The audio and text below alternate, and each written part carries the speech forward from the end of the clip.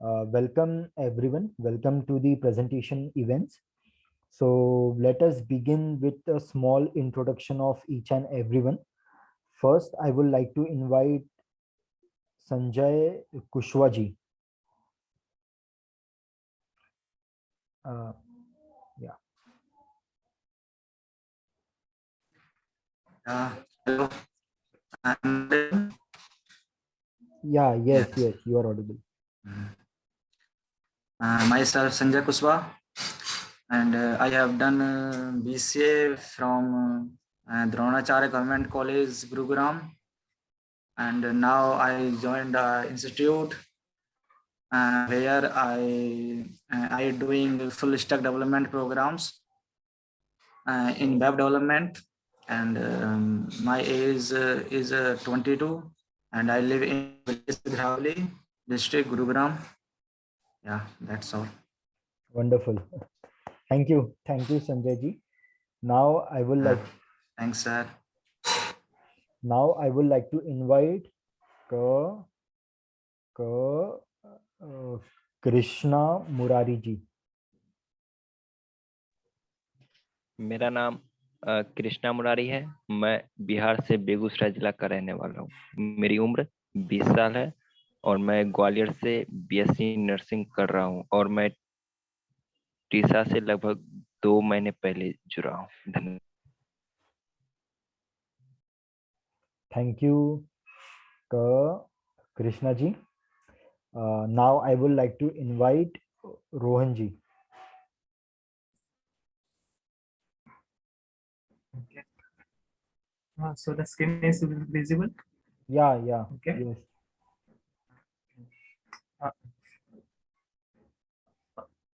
Good evening. My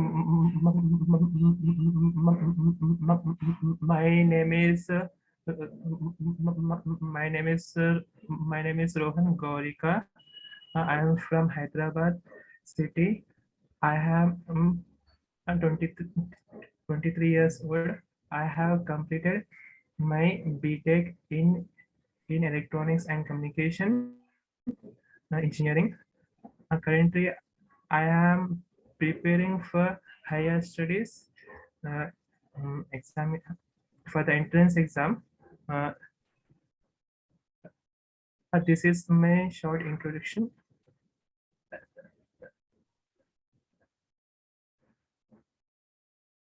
Thank you.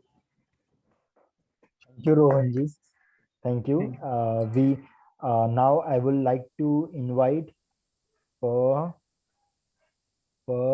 Prathamesh Joshi to give his introduction. So, hello friends, my name is Prathamesh Joshi and I am proper from Nagpur and I am currently pursuing MBA from Dr. Ambedkar College and my hobbies are I like to travel a lot with my bike and I like to cook food and I am since 3 months uh, I have joined TESA group and in this group I have do the various activities like a TOPG course and a TESA Sunday to Sunday meets. So that's all from my side. Thank you, my friends. Thank you, Prathamesh. I hope everyone has got their chance. Am I right? Yeah, yeah. So, good evening, everyone. Myself, Rohil Zharke. I belong to Nagpur. Uh, Currently, I am working as a junior specification engineer in Nagpur itself. I joined TISA uh, in 2019, and it has been a wonderful journey since then. So, thank you, everyone. Now, let us begin our presentations. So, yeah.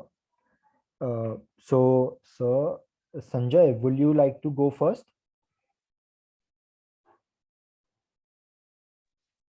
Yeah, hello. Yeah. Yes. Okay. Yeah. So, So, Yes, sir. So then you can share your screen. Just a second. I will multiple part. Yeah. Yes, sir. So then you can share your screen now.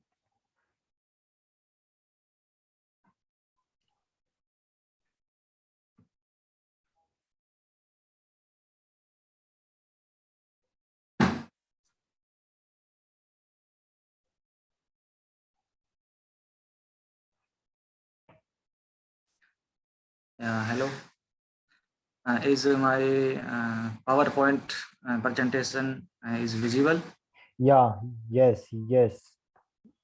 Yeah. Yeah. Yes. We can. It is visible. It is visible. Okay. Wait a minute. And, yeah. So,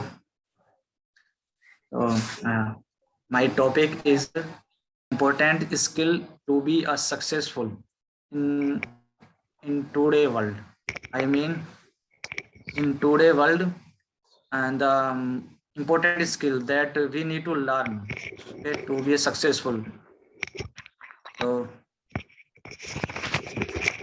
first skill is communication skill, and हम सबको पता है is I can speak in Hindi. Yeah, is comfortable. Yeah, Hello. sure. Yeah, you can speak Yeah. either in आप हिंदी में भी बात कर सकते हो, इंग्लिश में भी, या आप इस प्रेजेंटेशन में हिंदी और इंग्लिश और दोनों डाल सकते हो। आप Yeah. जिसमें Okay. हाँ सर, आप जिसमें कंफर्टेबल हो आप वो बोल सकते हो। Yeah. Thank you. So, uh, the most important skill, मैं जो सबसे पहली स्किल है वो है कम्युनिकेशन स्किल। और अगर कम्युनिकेशन स्किल को भी हम अगर डिफाइन करते हैं तो means transferring information to produce greater understanding. Means when means जब हम इंफॉर्मेशन को ट्रांसफर करते हैं दूसरे पर्सन को to produce greater understanding, means ताकि वो अच्छी तरह समझ सके। कम्युनिकेशन का मीन्स होता है कि हम अपने थॉट्स को दूसरे पर्सन को इस तरह बताएं कि वो एग्जैक्ट समझ जाए कि हम क्या कहना चाहते हैं, वो कम्युनिकेशन है। एंड फिर मैंने यहाँ पर एक ग्राफ बनाया है जो शो करता है कि हमारी स्किल का ग्राफ, कि कौन सी स्किल कितनी इंपॉर्टेंट है कितनी नहीं। तो इसमें तो आप देख सकते हो कि कम्युनिकेशन स्किल जो है ये सबसे ऊपर है। इट मीन्स ये 58 पॉइंट समथिंग है, नहीं सॉरी 58 से थोड़ी सी नीचे है। उसके अलावा Sanjay ji, organization is Sanjay ji, sorry to interrupt you. हमें मैं ग्राफ देख नहीं पा रहा हूँ। क्या सिर्फ मैं ही देख नहीं पा रहा हूँ या फिर बाकी पार्टिसिपेंट्स भी देख नहीं पा रहे? जी हम भी देख नहीं पा रहे हैं। अच्छा, ओके। तो फिर ओके। अच्छा ठीक है संजय जी, तो फिर आप उस स्लाइड पे एक बार क्लिक करके देखिए एक बार, वो स्लाइड पे, वो जो सेकंड स्लाइड है ग्राफ, शायद तब दिखेगा। ओके। ये कम्युनिकेशन स्किल एंड इसकी डेफिनेशन दिख रही है? नहीं सर, दिख नहीं रही है। कौन सी स्लाइड विजिबल हो रही है अभी? पहले ही slide, important skills to be successful. या आई थिंक यस। अच्छा ठीक है। तो फिर संजय जी, अगर आप चाहो तो फिर आप मुझे आपकी स्लाइड्स ईमेल कर सकते हो, या फिर आई गेस आपने सबमिट किया होगा स्लाइड्स। नहीं, मैंने अभी स्लाइड सबमिट नहीं की है। ओके, अरे हाँ, अभी दिख रहा है। हाँ ठीक दिख रहा है, अभी दिख रहा है संजय सर। दिख रहा है? हाँ। सो मैंने यहाँ पर एक ग्राफ बनाया है और इस ग्राफ में हम देख सकते हैं कि कौन सी स्किल का ग्राफ कितना हाई है। तो इन सब में कम्युनिकेशन का जो ग्राफ है वो सबसे हाई है। इट मीन्स कि आज के डेट में कम्युनिकेशन ही बहुत इम्पोर्टेंट है। और ये चीज़ हम देख भी सकते हैं कि अगर हम इंटरव्यू के लिए जाते हैं, देन और वैसे भी अगर हम मान लो एक लॉजिकल वे में सोचें कि हमें बहुत सी स्किल्स आती हैं, बट अगर हम उन स्किल को दूसरों को बता नहीं सकते, इट मीन्स अगर हम उन्हें सही से प्रेजेंट नहीं कर सकते, आई थिंक उन स्किल का उतना मीनिंग नहीं रह जाता है। सो कम्युनिकेशन स्किल बहुत ही इम्पोर्टेंट है। एंड या नेक्स्ट स्लाइड में ओके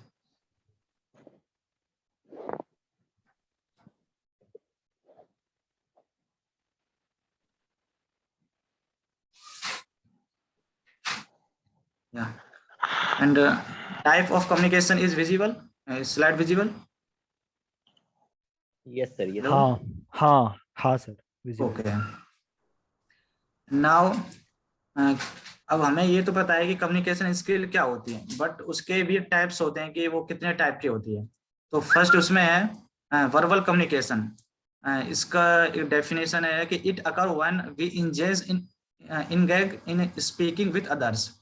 मीन्स जब हम किसी पर्सन से बात करते हैं, देन वो वर्बल कम्युनिकेशन होती है। फिर नेक्स्ट है non verbal communication. It include facial expression, posture, eye contact, head movement and touch. Means हम किसी से बात करते हैं वो तो वर्बल होगी, एंड उसके अलावा भी कम्युनिकेशन कम्युनिकेशन सिर्फ हम मान लो हम फ्लुएंट बोल रहे हैं किसी के सामने, वो सिर्फ कम्युनिकेशन नहीं, उसके अलावा बहुत सी चीजें हैं जो कम्युनिकेशन के अंदर आती हैं। तो उसमें सेकंड है नॉन वर्बल कम्युनिकेशन। उसमें क्या होता है कि हम किस तरह खड़े हैं, मान लो हम जब किसी पर्सन से बात कर रहे हैं तो उस टाइम किस तरह खड़े हैं, और हमारा आई कांटेक्ट कहाँ पर है। मीन्स हम जिससे बात कर रहे हैं उससे आई कांटेक्ट कर रहे हैं, या फिर होता नहीं है कि हम कभी पैरों की तरफ देखते हैं, कभी साइड में देखते हैं, तो वो एक गुड कम्युनिकेशन के अंदर नहीं आता है। और हैंड मूवमेंट में कि हम हैंड किस तरह मूवमेंट कर रहे हैं, ज़्यादा तो मूव नहीं कर रहे हैं, वो भी एक कम्युनिकेशन के अंदर आता है। एंड टच भी कम्युनिकेशन का ही पार्ट है। और जो थर्ड है written communication. Written communication means जब हम ईमेल लिखते हैं, और कोई मेमो और रिपोर्ट और फेसबुक पोस्ट, ट्वीट, मीन्स जब हम फेसबुक पे पोस्ट करते हैं मीन्स अपने बारे में, या फिर किसी इमेज के बारे में जब हम कुछ टेक्स्ट लिखते हैं, तो रिटर्न में भी वहाँ पर कम्युनिकेशन वर्क करती है। वो भी डिपेंड करता है कि आप किस तरह उसको एक्सप्लेन कर पा रहे हो, वो रिटर्न के अंदर आ जाता है। एंड उसके बाद है fourth listening. And listening, active listening is important because if we cannot listen to the person sitting across from us, we cannot effectively engage with them. Means ये तो अगर हम लॉजिकली भी सोचें तो ये सोचने वाली बात है कि अगर हम कम्युनिकेशन किसी से कर रहे हैं, तो कम्युनिकेशन से पहले का जो स्टेप है वो है एक्टिव लिसनिंग, कि हम उसे कितने एक्टिव होकर सुन रहे हैं, लिसन कर रहे हैं। बिकॉज अगर हम उसे आई मीन फोकस के साथ उसे सुनेंगे ही नहीं, तो हम उसके बात को किस तरह रिप्लाई करेंगे, और सुना ही नहीं हमने तो रिप्लाई भी हम उल्टा सीधा करेंगे, जो गुड कम्युनिकेशन के अंदर नहीं आता है। तो I think listening is very important in communication. उसके बाद है विजुअल कम्युनिकेशन। इसकी definition, the image we post on social media are mean to convey meanings to communicate a message, we are in visual society. Okay, तो visual communication का सबसे एक अच्छा example ये है कि जो एडवर्टाइजमेंट होती हैं वो अपने प्रोडक्ट को इज मीन्स वो प्रोडक्ट को जब एडवर्टाइज, जो एडवर्टाइजर होते हैं जब अपने प्रोडक्ट का एडवर्टाइजमेंट करते हैं, तो उसमें टेक्स्ट का कम यूज करते हैं। वो इमेज के थ्रू वो बताने की कोशिश करते हैं कि हमारे एडवर्टाइजमेंट किस चीज़ के बारे में। इट मीन्स ये विजुअल कम्युनिकेशन हो जाती है कि हम दूसरा पर्सन हमारी इमेज को देख के बता सके कि इस इमेज में वो बंदा क्या कहने की कोशिश कर रहा है, बिना एनी टेक्स्ट और बिना एनी वर्बल कम्युनिकेशन के। तो विजुअल कम्युनिकेशन होता है। तो इन शॉर्ट कम्युनिकेशन के 5 टाइप होते हैं: verbal, non verbal, written communication, listening and visual communication. And next is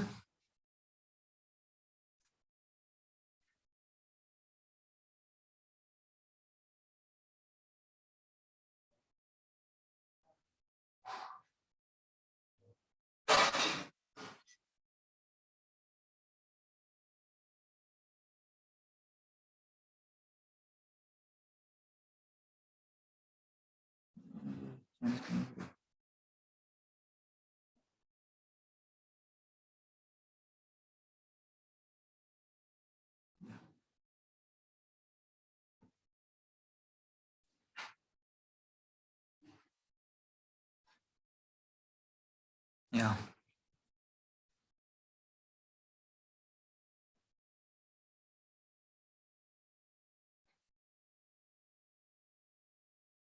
So,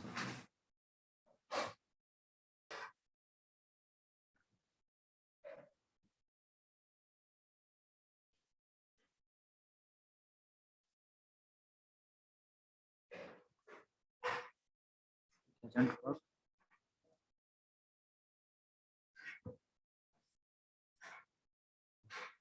sorry guys, वो थोड़ा मेरा पीसी हैंग कर रहा था इसलिए। No problem. become a solopreneur, ये स्लाइड विजिबल है? हाँ हेलो, हाँ हाँ है, विजिबल है। यस, visible है। ओके। तो सेकंड जो स्किल है आज के डेट में इम्पोर्टेंट है वो है सोलोप्रेन्योर। इसका अगर हम इसको अगर डिवाइड करते हैं तो ये सोलो प्लस एंटरप्रेन्योर का ही कॉम्बिनेशन है। सॉरी, अगर मेरे प्रोनाउंसिएशन में थोड़ी वो हो तो उसके लिए सॉरी, क्योंकि मेरी प्रोनाउंसिएशन थोड़ी वीक है। ओके, तो फर्स्ट थिंग आती है कि एंटरप्रेन्योर क्या होता है। A person who make money while starting or running businesses, especially when this involve taking financial risk. Yeah. Is visible? Okay. हाँ And so and yes, hello. My slide is visible. हाँ Yes, हाँ yes. हाँ हाँ visible है। Okay, okay. Yeah. So तो term है कि entrepreneur क्या होता है। तो अ पर्सन, एंटरप्रेन्योर मीन्स कोई भी पर्सन जो बिजनेस स्टार्ट कर रहा है और जहां पर हमारे फाइनेंशियल रिस्क है, मीन्स जो बिजनेस स्टार्ट करता है हम उसे एंटरप्रेन्योर बोल सकते हैं। या तो फिर नेक्स्ट है कि अ person who set up and run a business on their own.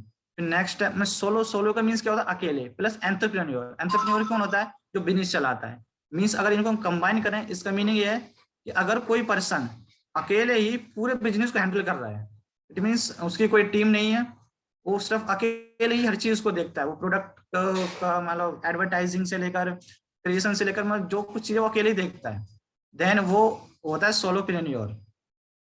और इन इंफॉर्मेशन टेक्नोलॉजी फील्ड, अगर हम कंप्यूटर साइंस फील्ड में बोलें, तो a person who knows Android development means in IT field we all know that if a person know Android development then we means हम उसे Android developer कहते हैं। और कोई किसी को वेब डेवलपमेंट आती है तो हम उसे वेब डेवलपर कहते हैं। बट अगर ऐसा कोई पर्सन है जिसे सब कुछ आता है, मीन्स वो Android डेवलपमेंट भी कर सकता है, वो वेब डेवलपमेंट भी कर सकता है, उसे AI भी आती है, और वो जो होता है नहीं फुल स्टैक, इट मीन जो फ्रंट एंड बैक एंड हर चीज में काम कर सकता है, वो सोलोप्रेन्योर होता है। ओके, अब आता है कि सोलोप्रेन्योर बिजनेस आइडियाज, कि ऐसे कौन से बिजनेस हैं जो सोलोप्रेन्योर कर सकता है। इट मींस क्योंकि सारे बिजनेस तो सोलोप्रेन्योर नहीं कर सकता है, क्योंकि बहुत से बिजनेस जो हाई लेवल पे होते हैं वहां तो टीम चाहिए होती है, तो सोलोप्रेन्योर स्मॉल लेवल पे वर्क करते हैं। तो ऐसे कौन से बिजनेस हैं, फर्स्ट है ई कॉमर्स। तो ई कॉमर्स बिजनेस सोलोप्रेन्योर के अंदर आता है, क्योंकि अगर ये जब आता है जब हम इसे स्टार्ट करते हैं, क्योंकि स्टार्टिंग में इतना कुछ हमारे पास कस्टमर नहीं होते हैं, तो उस टाइम ये सोलोप्रेन्योर के अंदर आता है। लेकिन अगर हम चाहते हैं कि इसे बड़े लेवल पर इसको इंक्रीज करें, देन वो वहां पर हमें टीम चाहिए होती है। सेकंड है फ्रीलांसिंग, और फ्रीलांसिंग भी सोलोप्रेन्योर के अंदर आती है, जैसे writing, graphic designing, programming, web designing, video editing, इसे सिर्फ एक बंदा कर सकता है, तो ये सोलोप्रेन्योर के अंदर आती है। Consulting and coaching and selling digital content, it means digital content means कि हमने अपना कोर्स बना लिया है और उसे हम ऑनलाइन सेल कर रहे हैं, तो वो भी सोलोप्रेन्योर के अंदर आता है। उसके बाद tips to be successful solopreneur. अगर एक सक्सेसफुल सोलोप्रेन्योर बनना है तो उसके लिए क्या टिप्स हैं? तो फर्स्ट ये है कि आई थिंक मुझे इसमें ऐड करना चाहिए कि हमें सोलोप्रेन्योर बनना ही क्यों है। तो ये है कि बहुत सी बार होता है ना कि हम अपना बिजनेस को स्टार्ट कर रहे हैं, okay, but due to some financial issues and बहुत सी चीजों के कारण हम सपोज जैसे मेरा कोई प्रोडक्ट है, मुझे उसका एप्स बनाना है बट मुझे एंड्रॉइड डेवलपमेंट नहीं आती है, तो मैं सोचूंगा कि मुझे एंड्रॉइड डेवलपर हायर करना पड़ेगा, उसके पैसे देने पड़ेंगे, तो कहीं ना कहीं मैं अपने आइडिया को ड्रॉप कर देता हूँ। तो अगर हम सोलोप्रेन्योर इट मींस अगर हमें एंड्रॉइड वेब सब आता है तो हम मींस उस आइडिया को आगे मान लो आइडिया को उसको बिजनेस में कन्वर्ट कर सकते हैं। तो या इसलिए बहुत इंपॉर्टेंट इसके लिए। अब इसके बाद है tips to be successful solopreneur. अगर कोई बंदा सक्सेसफुल सोलोप्रेन्योर बनना चाहता है तो उसके लिए क्या टिप्स हैं? तो पहला है टाइम मैनेजमेंट स्किल, और आई थिंक इसमें टाइम मैनेजमेंट स्किल बहुत इंपॉर्टेंट है, बिकॉज सोलोप्रेन्योर एक बंदा ऐसा होता है जो हर एक काम करता है, तो उसे हर एक चीज को टाइम देना जरूरी है, उसके लिए उसे टाइम मैनेज करना ही होगा, बिकॉज बिना टाइम मैनेज के शायद नहीं कर पाएगा वो। दूसरा compliments and grow your knowledge. It means उसे हमेशा अपने नॉलेज को उसे ग्रो करते रहना चाहिए। ऐसा नहीं है कि उसने कुछ सीख लिया उसके बेस पे बिजनेस चला रहा है, नहीं, उसे ग्रो करना पड़ेगा, क्योंकि वही अकेला बंदा है जो सारे काम कर रहा है, कोई दूसरा नहीं है वहां देखने वाला, तो उसे हर एक फील्ड में अपनी नॉलेज को बढ़ाना पड़ेगा। Think out of box and think out of box means वो सीधी मान लो ये एक फैक्ट भी है कि अगर हमें बिजनेस को सक्सेसफुल बनाना है देन कुछ यूनिक करना होगा, कुछ अलग करना होगा। इट मीन्स जो सब कर रहे हैं वो उससे अलग सोचो, मतलब बॉक्स से बाहर सोचोगे हम, जब भी आई थिंक एक सक्सेसफुल सोलोप्रेन्योर बन सकते हैं। And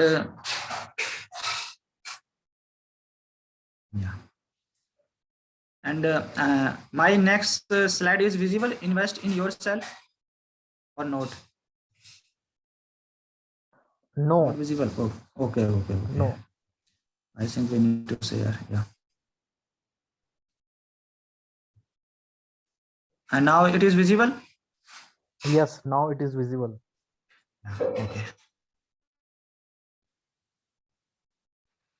The third skill is invest in yourself, and I think today world में ये स्किल बहुत ही इम्पोर्टेंट है, बिकॉज ये चीज मैंने फील की है, आप लोगों ने फील की होगी कि हम अपने लिए महंगे कपड़े खरीदते हैं तो उस टाइम इतना पैसों का ध्यान नहीं देते हैं, एंड और कुछ काम करते हैं तो पैसों का ध्यान नहीं देते हैं।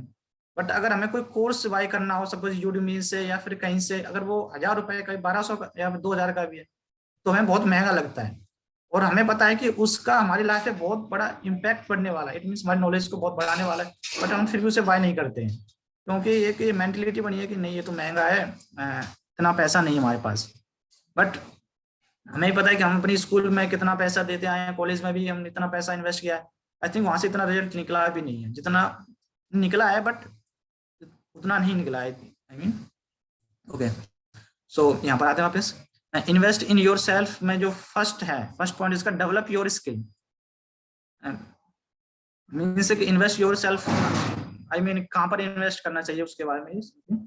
Develop your skills, improving your skill doesn't always means investing in higher education, means कि स्किल को इम्प्रूव करने का मीनिंग ये नहीं है कि हम हायर एजुकेशन करें, सपोज अगर मैं BCA कर रहा हूँ तो MCA करूँ, वो नहीं है। इसके अलावा बहुत सी स्किल्स हैं, जैसे हम प्रोग्रामिंग सीख सकते हैं, हम अपनी सॉफ्ट स्किल पे काम कर सकते हैं, हम कम्युनिकेशन स्किल, अपनी इंग्लिश को इम्प्रूव कर सकते हैं, बहुत सी स्किल हैं जिन पे हम डेवलप कर सकते हैं। दूसरा, explore your creative side,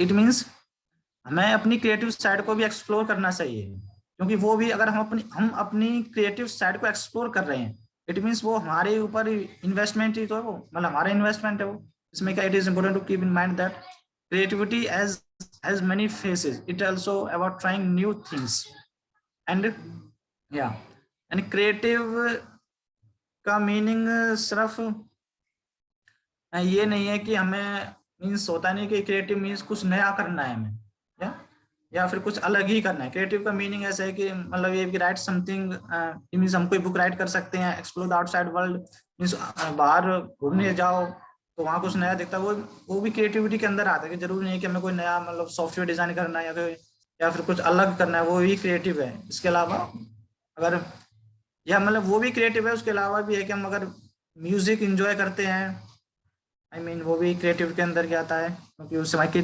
creativity बढ़ती है। Build software, web application, Android application, ये तो क्रिएटिविटी के अंदर आता ही है। या अगर हम कुछ नया सॉफ्टवेयर डिजाइन करते हैं, मीन्स ये है कि हमें कुछ क्रिएटिव करना चाहिए। बिकॉज हम डरते हैं कि भाई, क्योंकि ये होता है ना कि क्रिएटिव सोचने में थोड़ा स्ट्रेस लगता है, तो हम उसे नहीं करते। हम क्या करते हैं कि भाई हमने ये चीज मैंने भी देखी है कि जब मुझे ना, मैं मतलब एक एप्लीकेशन पे वर्क कर रहा था, कि मैं सोच रहा था कि कौन सा एप्लीकेशन मैं बनाऊं।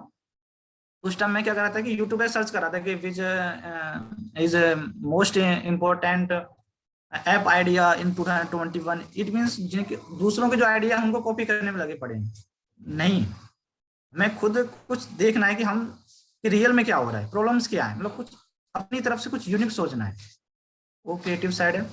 And third is work on your mind and body. And ये भी सीधी बात है कि अगर हम अपनी माइंड और बॉडी वर्क कर रहे हैं, मीन्स हम अपने आप में इन्वेस्ट कर रहे हैं।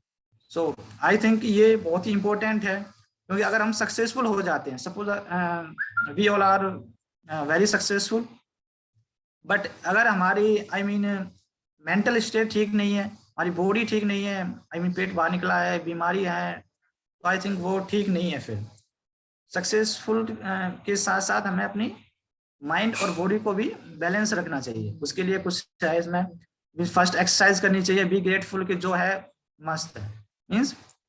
हाँ, और ये चीज मैंने पढ़ी हुई थी कि अगर हम हमारे पास जो है हम उसके लिए ग्रेटफुल नहीं है, देन हम कुछ नया अचीव भी नहीं कर सकते हैं।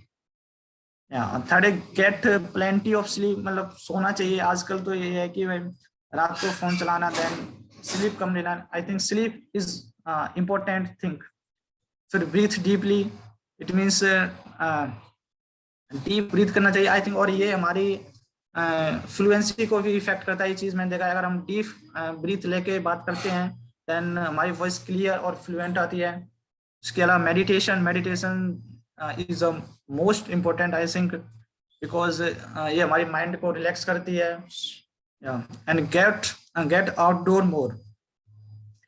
या और इसका तो हम सबको पता ही है कि अपनी फ्लुएंसी को ठीक रखने के लिए हमें बाहर जाके लोगों से बात करना चाहिए, क्योंकि इससे हमारा कॉन्फिडेंस डेवलप होता है और साइनेस कम होती है। और टीसा के जो ग्रुप्स हैं उसमें आउटडोर मीटिंग होती है, आई थिंक उसमें, या वो इसी पे बेस, सॉरी हमारे इसी पे बेस है वो।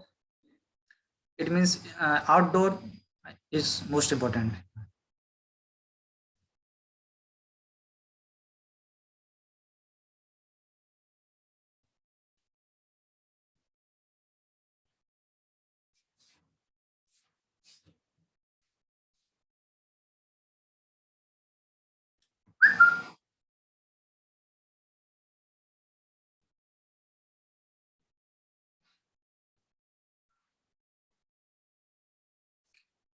या एंड या सिर्फ मेरी प्रेजेंटेशन इतनी थी। एंड लास्ट में समरी है कि इम्पोर्टेंट स्किल्स हैं, first communication skill, and second is solopreneur, and third is invest in yourself. And last में big thanks to all of you to listen me. That's all. Wonderful. Thank you. Uh, Wonderful, bro. Wonderful. Thank you. Anybody have any questions about regarding that presentation? Sanjay ji, मैं एक सवाल पूछना चाहूंगा। Yes, yeah. मान लो कि आपके सामने दो लोग हैं, एक बंदा हकलाता है, दूसरा नहीं हकलाता है, ठीक है। तो फिर जैसे कि Yes. आपने कम्युनिकेशन स्किल के ऊपर इतना अच्छा प्रेजेंटेशन बनाया है, तो फिर जो हकलाने वाला बंदा है वो वो भले वो हकलाता है पर वो सिर्फ काम की चीजें बताता है और अच्छे से बताता है। और यस दूसरा बंदा है जो है ना, जो मान लो कि जिसको जो भी पूछा जाए वो तो वो बताता है, पर वो इधर उधर की भी बातें बताता है, जिससे कि बंदा मतलब वो सामने वाला बंदा कंफ्यूज हो जाता है। And on the other and जो हकलाने वाला बंदा है, जिससे जो पूछा जाए भले वो हकलाता है पर वो हकलाते हुए बताता है और सामने वाले को समझ जाता है। तो फिर संजय जी, आप इन दोनों केसेस में अच्छा कम्युनिकेटर किन्हें बोलोगे आप? हकलाने वाले बंदे यस को या फिर बिना हकलाने वाले बंदे को? इसमें आई थिंक जो स्टैंडर्ड है हम्म वो एक अच्छा कम्युनिकेटर है, बिकॉज हम्म कम्युनिकेशन में सिर्फ फ्लुएंसी मैटर नहीं है, उसमें आई हम्म थिंक ये भी मैटर है कि हम बोल क्या रहे हैं। इट मीन्स क्वेश्चन जो पूछा गया है, हम्म मतलब जो हम बोल रहे हैं वो टॉपिक से रिलेटेड है या फिर नहीं। इट मीन्स जो हमसे पूछा गया है तो हम उसी का आंसर दे रहे हैं, फिर मतलब फालतू की बातें कर रहे हैं। हम्म तो आई थिंक जो स्टैंडर्ड है उसकी कम्युनिकेशन काफी ठीक है, और जो फ्लुएंट है उसकी नहीं है। Thank you. Thank you. Thank you मेरा डाउट क्लियर करने के लिए संजय जी। You welcome. हाँ, अच्छा संजय जी, मेरा एक और आखिरी सवाल है। जैसे कि आपने सोलो सोलो प्रेन्योर पे इतना अच्छा प्रेजेंटेशन दिया, क्या आप भी सोलोप्रेन्योर बनने का सोच रहे हो? क्योंकि आपने जिस पैशन से बताया, आई गेस कि आप भी सोच ही रहे हो। या यस मैं एक कंप्यूटर साइंस का स्टूडेंट हूँ। हम्म तो एक होता है नहीं कि हम जब कॉलेज के फाइनल ईयर में होते हैं तो हम सब डिस्कस करते हैं, तो मोस्टली बंदे बोलते हैं कि भाई बिजनेस करना है, ये करना है, वो करना है। हम्म तो यार मेरा ये बहुत पहले से ड्रीम था कि मैं हम्म अपनी एक ऐप लॉन्च करूं, हम्म और उस पर मैंने वर्क भी किया था। तो हाँ आई थिंक, हाँ मेरा ये ड्रीम है कि एक मैं solopreneur बनूं। Hmm Okay, great. So all the best with that. All the best with your dream. Yes. Yeah, thanks, brother. Yeah, yeah. So then, do we have any more questions for Sanjay ji?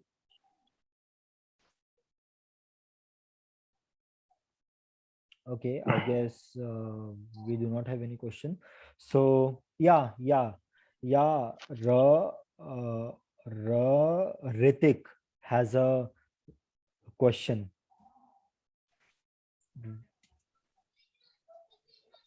Uh, So, yes, Ritik. hello everyone. Yeah. Okay. Sanjay ji, जैसा कि आपने अपनी presentation में बताया, invest yourself, right? Yeah, yes. So so so आज के time पे मैंने ज्यादातर स्टूडेंट्स को देखा है कि वो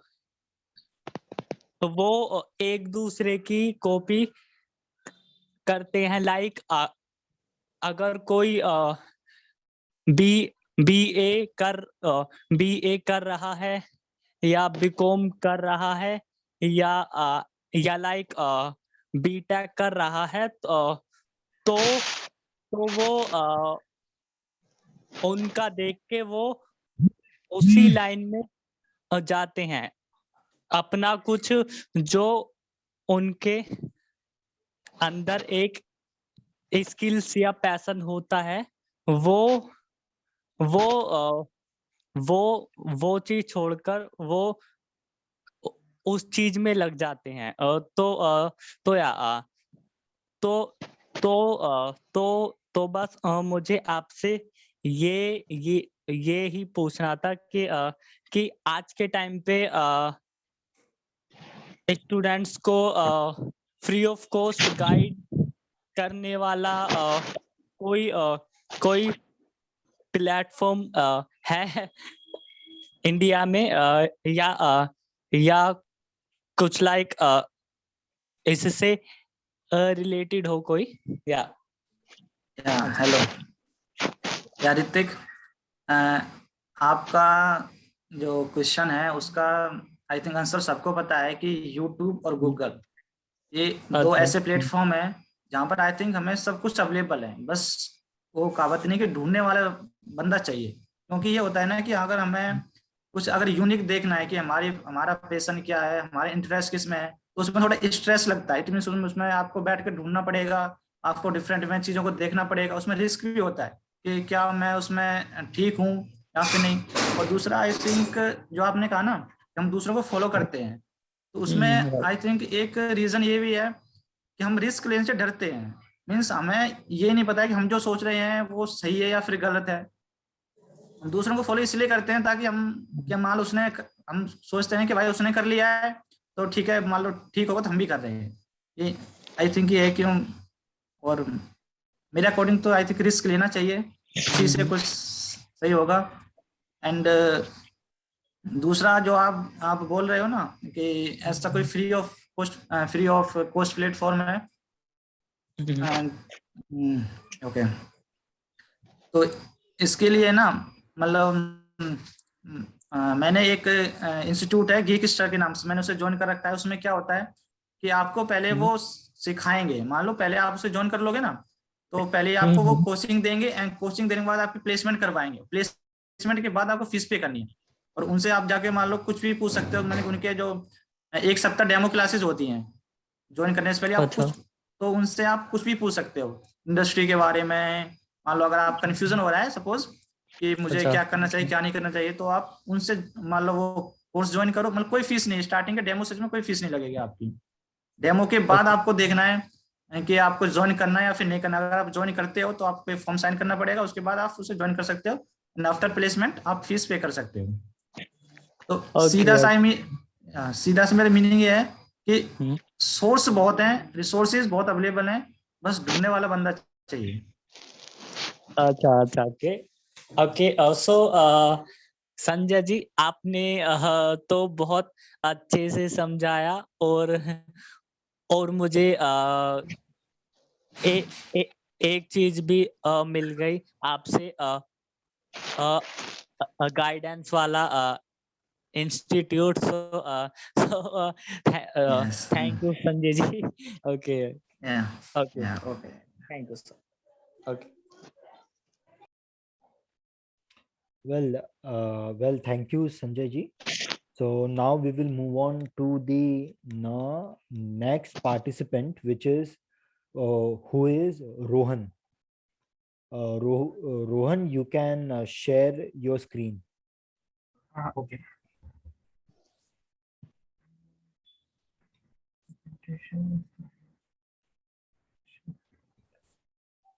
So is it visible? Yeah, yes, it is.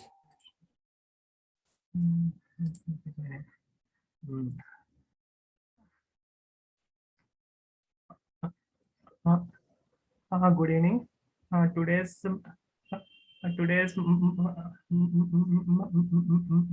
my presentation about health and position tracing system.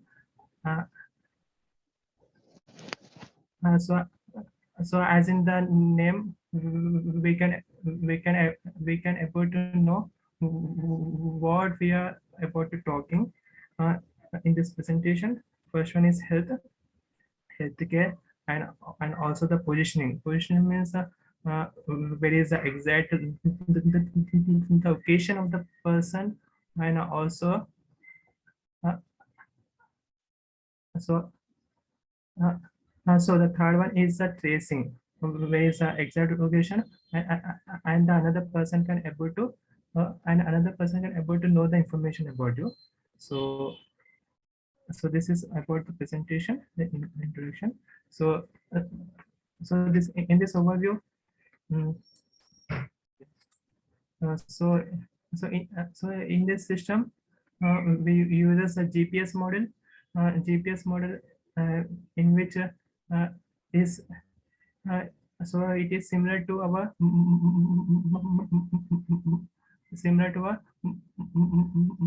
mobile phone. uh, we can able to locate the person, and we can able to get the message as to the another person, and also we can add it as some things like uh, uh, so in this model we added the temperature sensor and heartbeat sensor. Mm, so this is a so this is about the mm, uh, hardware system. So the GPS model, uh, with the help of the GPS model, we can able to know the latitude, longitude of a person through the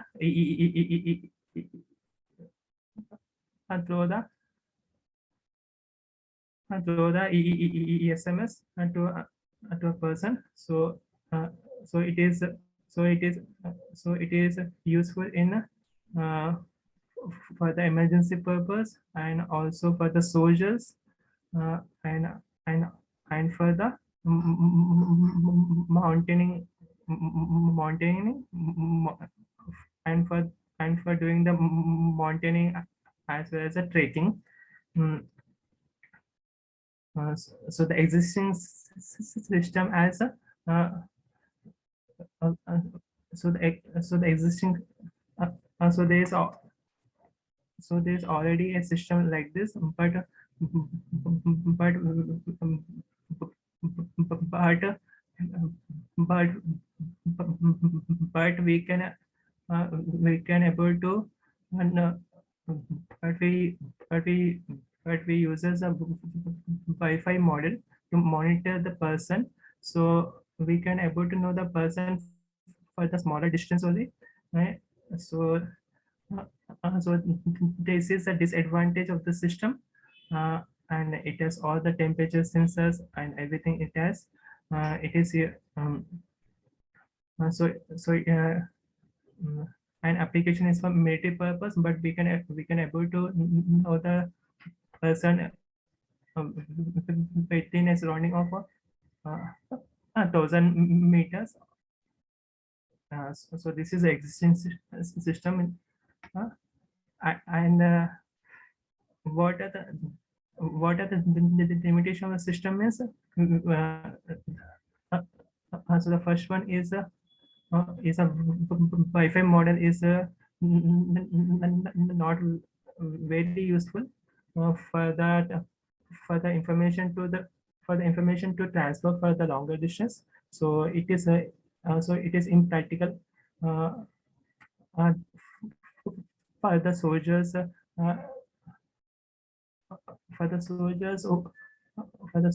who are in the other side of the border. Yes.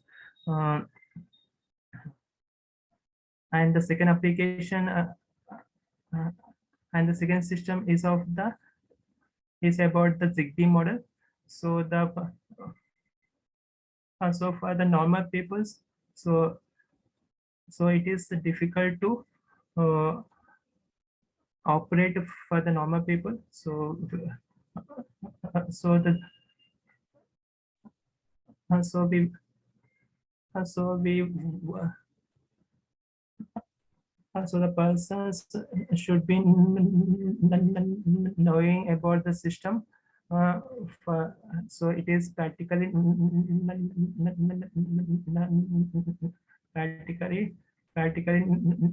not possible for the persons who are yes. So so the third one is so the third one is a GPS model, but we uses the SIM28 only. So in this system, there is a delay of 13 seconds. So so we so we so we so we wanted to know wanted to know the wanted to know the real-time application, but this is having the 13-second delay, so this is not used for the practically. So in this purpose system, uh, in this system, so we so we so in the system we uses the GPS model as well as the GSM model. GSM model series series is 600 em. So we can able to able to know the exact location of the person and temperature sensor and all the details to the ESMS. And what are advantages are? So it is used in the for the emergency purpose, and it is used for the used for the used for the used for the it is used for the military purpose, and also the and also in the general purpose in the hospitals and etc. So in this model, we uses the GSM model instead of the Wi-Fi model. So we can able to know the distance of for the longer distance. Uh, uh, mm, we can able to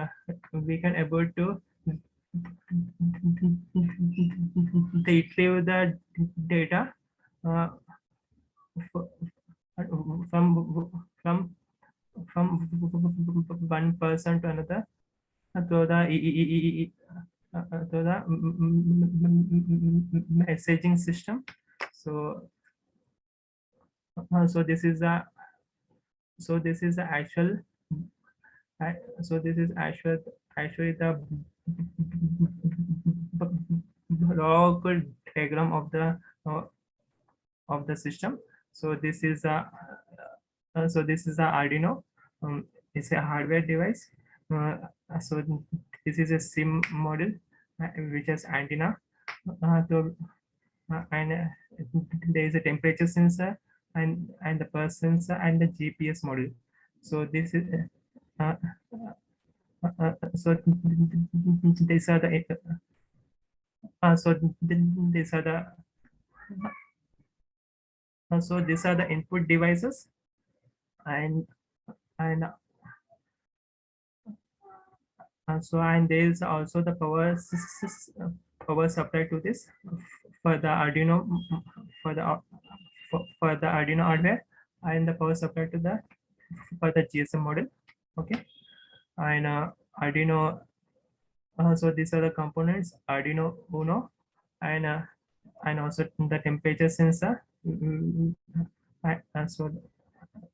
So there is a pulse. So there is a pulse sensor, GPS model, GSM model, SIM card, and we use as a SIM card for this model. Okay, and there's a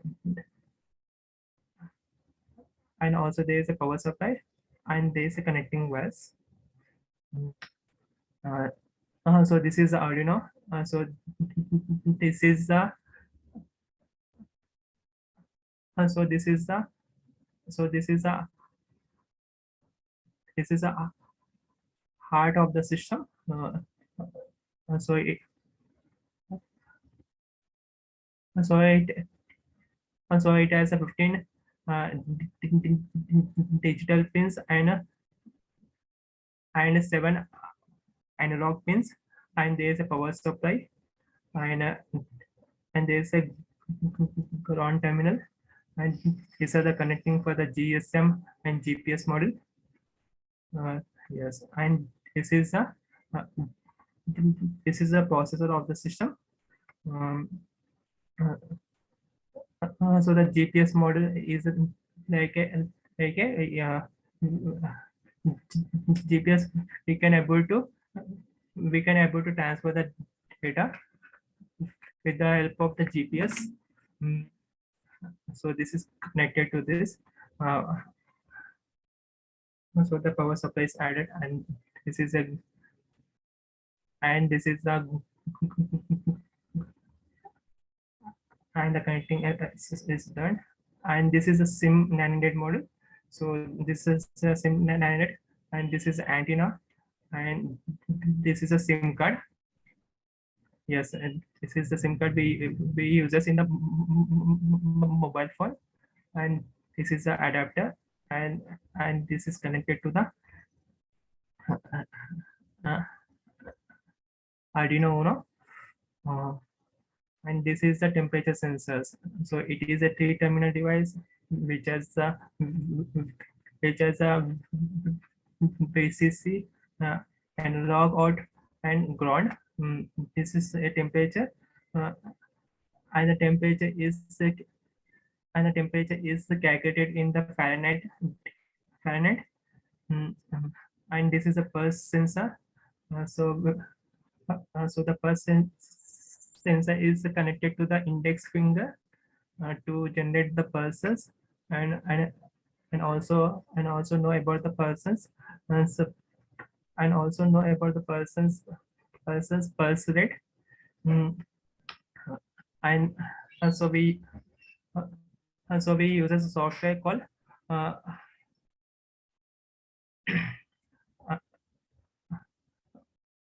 so we use a software called Arduino IDE. In this we use the C programming or the C++ programming for to generate the results. And so this is a hardware. So this is Arduino, and this is a SIM 900, and so this is called the breadboard. So this is called the breadboard. So this is connected, and this is a temperature sensor.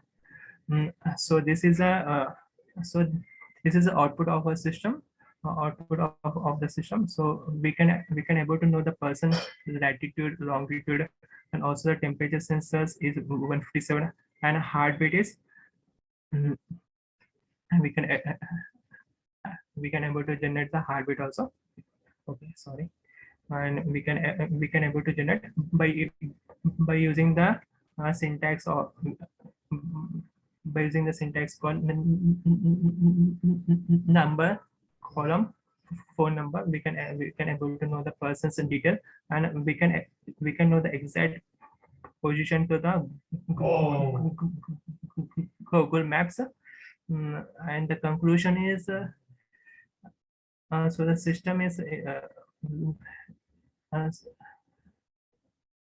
so system is very much important for the emergency purpose and for the hospitals, and so these are some of the conclusions. And yes, so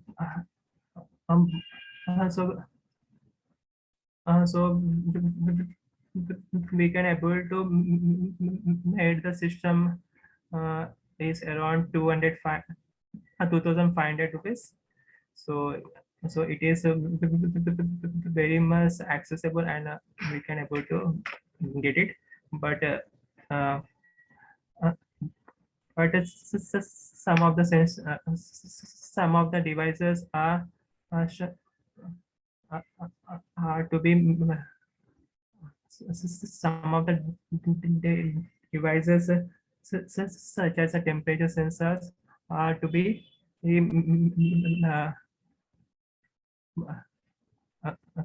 produced in the larger scale to decrease the amount. So we can able to reduce the amount up to 2,000 by using in the industry, and we can yes. by using by starting by using the by using the scale by using the scale we can able to reduce the money. And yes, and this is important. Yes. So these are some of the references. So this is where I Internet of Things book from the Patil, some of the references, and this is some of the references. Thank you. Is anyone has questions? Wonderful, Rohan.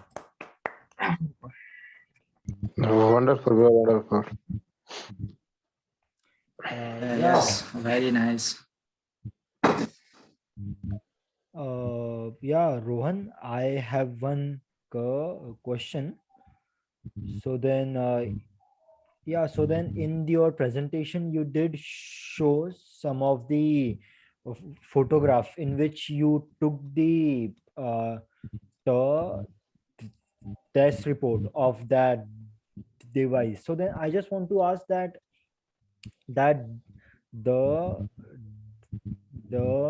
did you made that all by yourself, or you had an entire uh, team behind that?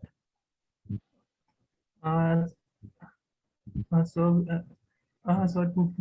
there is a team of there is a team of 4 members. So this is a mini project which I was done in my engineering. So yes. Wow, And great. output is exciting. Output. So the output is. So I did not expect the output, but we got the positioning and exact location of the person. So at the pinpoint we get the output. Wow, great. Okay. Oh, okay. Is anyone having questions?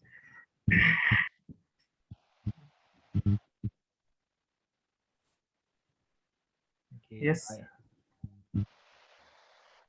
No one. Okay. no.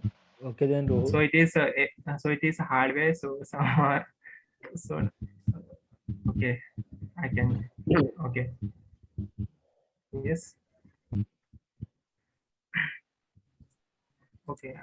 Yeah, thank you, Rohan. Thank you for sharing your mini project with us. It was and all the best to you and your entire team for the work and efforts you have put into this project. Thank you so much for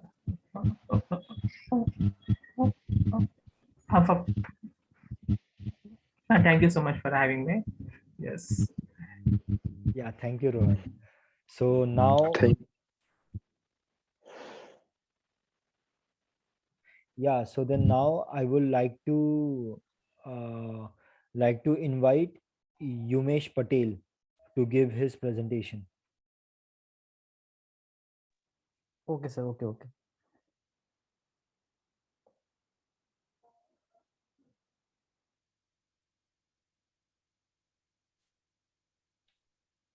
But I am not able to share my screen. Try try it now. Yeah, done.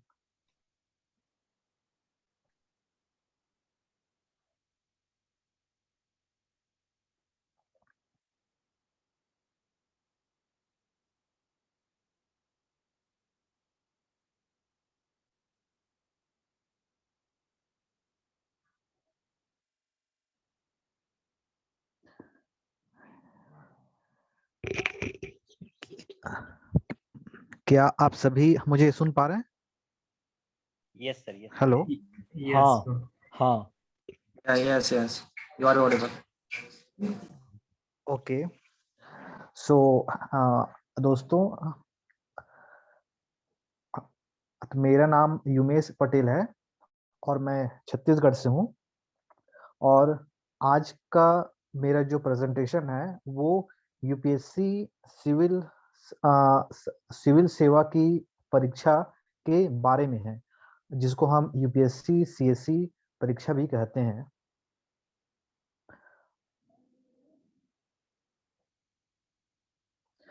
तो ये UPSC CSC का मतलब क्या होता है?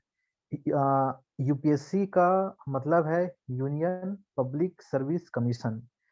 UPSC एक part है हमारे भारत के जो भी सिस्टम है, वो कई प्रकार की परीक्षाएं कंडक्ट कराती है। और ये जो सिविल सर्विस एग्जामिनेशन है, वो यूपीएससी द्वारा कंडक्ट कराया गया एक परीक्षा है। तो ये सिविल सर्विस परीक्षा को जब यूपीएससी कंडक्ट कराती है, तब इसको हम कहते हैं यूपीएससी सीएससी। और जब आप गूगल में ये सर्च करेंगे कि world's toughest examinations, that is top 10 world's toughest examinations, तो तब आपको थर्ड में ये यूपीएससी सीएससी का नाम दिखाएगा। लेकिन क्या ये सच में ये बहुत टफ है? तो जब अगर टफ है, तो फिर क्यों एक एवरेज व्यक्ति भी ये परीक्षा को पास कर सकता है? तो हम ये सारी चीजें आगे की स्लाइड्स में देखेंगे। तो यूपीएससी सिविल सर्विस परीक्षा से क्या होता है? तो ये सिविल सर्विस परीक्षा क्या है? जब कोई भी कैंडिडेट जब यूपीएससी सिविल सर्विस परीक्षा देता है, तब उसको ऑल इंडिया सर्विसेज मिलती है। और ये सारी सर्विसेज टॉप क्लास की सर्विसेज रहती है। और जो हमारे पूरे सेंट्रल गवर्नमेंट का और स्टेट गवर्नमेंट का जो भी टॉप ब्यूरोक्रेट्स रहते हैं, that is all the top level officers, they all come through, or most of them come through this UPSC civil services examinations. That is the officers that come from this UPSC civil service civil service, they are the cream of administration in India. And why one should join, or why one should give these examinations? The first is there is larger scope of innovative work in public services. See, these public service examinations give you the top class service, and when you get that post, you have larger scope of doing something for the society. Because जब आप civil service परीक्षा करके जब आप कोई IAS या IFS या IPS या आईआरएस और भी कोई भी सर्विसेज जब आपको मिलती है, तब आपके पास ग्रेटर पावर्स आती हैं, और आप उन ग्रेटर पावर्स को यूज करके कई बढ़िया काम और कई इनोवेटिव काम भी कर सकते हैं। और ये सिविल सर्वेंट्स जो हमारे भारत की नीतियां, जो भी हमारे देश में कौन सा काम कब होगा, कैसे होगा, ये सारे पॉलिसी मेकिंग ये सिविल सर्वेंट्स ही बनाते हैं। And this is the top class service. जैसा कि मैंने पहले ही कहा था, ये जो हमारे भारत की एडमिनिस्ट्रेशन का जो क्रीम है, ये सिविल सर्वेंट्स ही रहते हैं जो यूपीएससी सिविल सर्विस के थ्रू आते हैं। So this is the top class service, and this is highly respectable job. This is not a job, this is a service. Service means seva. See, there are many corrupt IAS or IFS or IPS also, but there are many good people also who are doing selflessly so many things.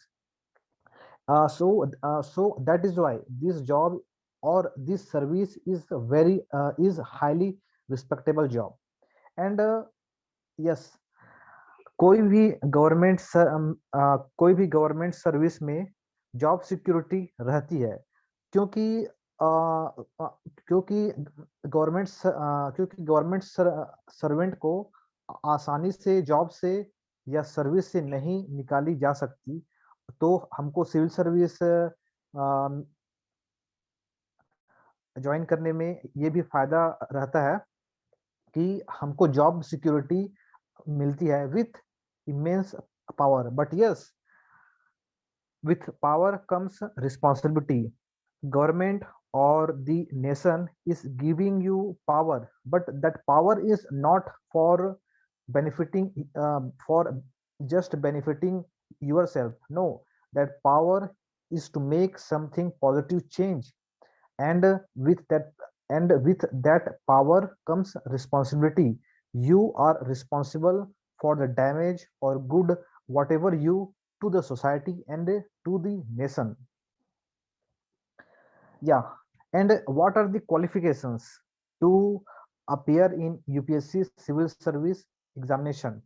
First thing is you must be a graduate student. अगर कोई भी civil service परीक्षा देना चाहता है तो सबसे पहला चीज है कि वो गवर्नमेंट द्वारा रिकॉग्नाइज्ड यूनिवर्सिटी से उसके पास ग्रेजुएशन की डिग्री होनी चाहिए और वो एक भारतीय होना चाहिए, मतलब वो हमारे देश का एक नागरिक होना चाहिए। और भी है कि एज, जब आप परीक्षा दे रहे हैं तो हर साल यूपीएससी सिविल सर्विस का नोटिफिकेशन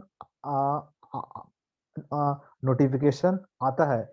जैसे कि जब 2022 में जब नोटिफिकेशन आएगा तो 2022 के 1 अगस्त में कोई अगर 21 इयर्स या उससे ज्यादा है तो वह इस परीक्षा के लिए क्वालिफाइड है। And there is category wise upper age limit also. जैसे कि जनरल के लिए कोई जनरल का तो व्यक्ति है, सपोज वो 35 साल का है तो वह ये यूपीएससी सिविल सर्विस परीक्षा नहीं दे सकता। तभी ये डिफाइंड अपर एज लिमिट्स हैं जिसमें जनरल और ईडब्ल्यूएस का मतलब है इकोनॉमिकली वीकर सेक्शंस। ये भी जनरल कैटेगरी के ही हैं, बट इनकी इनकम गवर्नमेंट के द्वारा निर्धारित की गई इनकम से कम है, तभी इनको 10% रिजर्वेशन मिलता है अंडर दी ईडब्ल्यूएस कैटेगरी। तो इनकी भी अपर एज लिमिट 32 है। और ओबीसी मतलब अदर बैकवर्ड क्लास की अपर एज लिमिट 35 है। और यहाँ एससी एंड एसटी का 37 and defence services personal. Yes, कोई व्यक्ति डिफेंस में है, सपोज वो 30 साल तक डिफेंस में सर्विस किया, बट वो चाहता है कि नहीं, जब वो चाहता है कि वो सिविल सर्विस परीक्षा दे, तब उसको सरकार 35 साल तक की अपर एज लिमिट भी देती है। And this is PWD means person with disability, और इनकी भी अपर एज लिमिट है 35। And this are the maximum number of attempts. यहाँ जनरल और ईडब्ल्यूएस 6 बार दे सकते हैं, ओबीसी 9 बार दे सकते हैं, एंड एससी एंड एसटी 37 साल तक जितने बार भी दे सकते हैं, एंड डिफेंस पर्सनल 9 बार दे सकते हैं एंड PWD 9 बार दे सकते हैं। And yes, this is pattern of this exam. ये यूपीएससी सिविल सर्विस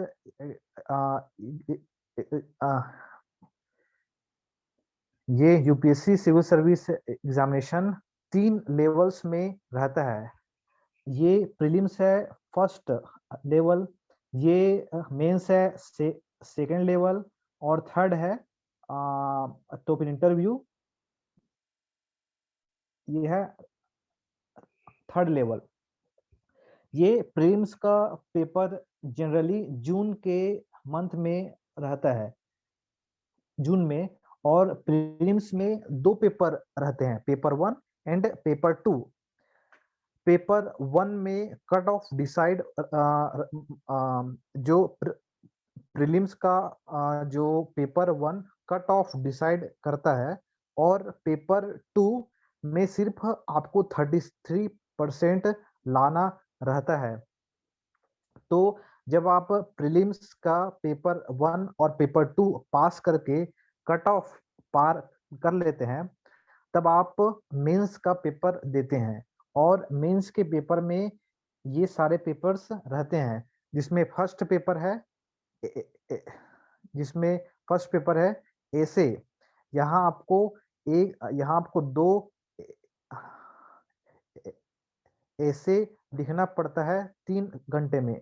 फिर उसके बाद है लैंग्वेज। हमारे भारत में जितनी भी लैंग्वेजेस बोली जाती हैं, आप कोई भी एक लैंग्वेज चूज कर सकते हैं, और और उसका पेपर और उसका पेपर देना पड़ता है। वो 300 मार्क्स का रहता है, बट आपको उसमें सिर्फ 30% मार्क्स ही लाना पड़ता है।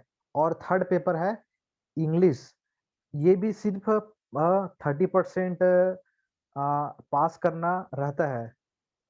और फिर है फोर्थ पेपर GS1, और फिर GS2, GS3 एंड GS4। ये सारे जनरल स्टडीज हैं, जिसका सिलेबस यूपीएससी के नोटिफिकेशन में हर साल आता है। ये सारे जनरल स्टडीज में है, जहाँ साल भर क्या हुआ, सरकार क्या काम कर रही है, देश में कौन कौन सी प्रॉब्लम्स हैं, क्या क्या सॉल्यूशन है, मतलब कई सारे चीज जिसका सिलेबस दिया रहता है। तो ये सारे चीज से ये चारों पेपर में प्रश्न पूछे जाते हैं। और है फिर ऑप्शनल पेपर। हमको कोई भी वन सब्जेक्ट चूज करना पड़ता है, और वो सारे सब्जेक्ट्स जो यूपीएससी के नोटिफिकेशन में दिया रहता है। जहाँ पास chemistry, physics, mathematics, computer science और कई सारे सब्जेक्ट हैं, जिसका हमें 2 पेपर देना पड़ता है। और जब हम हाँ, फिर ये सारों का मार्क्स कैलकुलेट करते हैं, जिसमें लैंग्वेज और इंग्लिश का मार्क्स को काउंट नहीं किया जाता। फिर सारे मेंस के सारे पेपर्स का मार्क्स को कैलकुलेट करके फिर से कट ऑफ डिसाइड करते हैं। जब आप कट ऑफ को पार कर लेते हैं, तब आपको इंटरव्यू के लिए बुलाया जाता है। वहाँ आपका पर्सनालिटी टेस्ट करते हैं, वहाँ के बोर्ड के मेंबर्स। फिर उसके बाद जिस दिन आपका इंटरव्यू रहता है, फिर उसके 2 या फिर 1 दिन के बाद आपका फिजिकल टेस्ट करते हैं। फिर उसके बाद जब सारों का इंटरव्यू कर लेते हैं, फिर फाइनल एक लिस्ट निकलती है। तब वहां से रैंकिंग भी निकलती है, और किसका सिलेक्शन हुआ है नहीं हुआ है, ये तब सबसे तो लास्ट में आता है।